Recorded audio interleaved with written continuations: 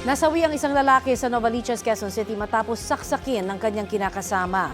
Ang paliwanag ng suspect sa balitang hatid ni James Agustin. Kahit sa panaginip, hindi ko akalaing kaya niyang gawin yun sa anak ko eh. Simula 9 na buwan, dinala ko sa hanggang sa paglaki. Minahal ko, tas parang lang, kinatay lang niya na parang baboy. Sinipa-sipa pa niya. Nagdadalamhati ang mga kaanak sa sinapit ng 29 anyos sa lalaki na sinaksak ng kanyang kinakasama sa barangay Gulod, Novaliches, Quezon City. Sa kuha ng CCTV, bandang alas 3 sa madaling araw nitong linggo, kita na biglang bumulagta ang biktima sa kalsada. Ano, patay ka na? Patay pa kayang ka? Ha? Maya-maya pa nilapitan siya ng kanyang kinakasama at sinipa ng 2 beses.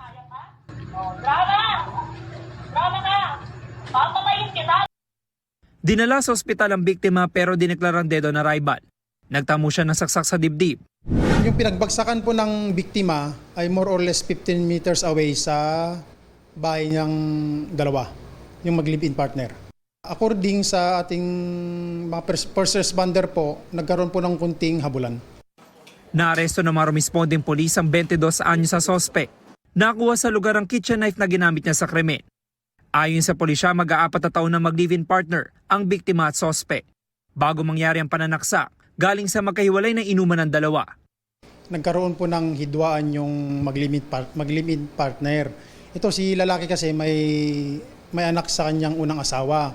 At according sa investigasyon namin, sinasaktan daw di umano ni suspect itong anak ni victim, kaya nagkaroon po ng ganong pangyayari.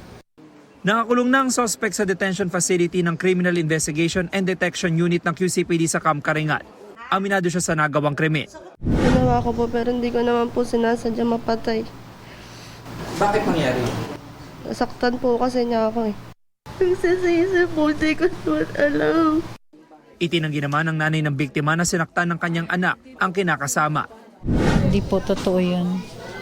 Naglabas nga rin po siya ng doon sa 4 na lahat daw po na kami nakamag-anak niya nananakit sa kanya. Pero kahit pitik o hampas, wala siyang natikman sa amin. Sinampa ng suspect ng reklamong murder. James Agustin, nagbabalita para sa GMA News.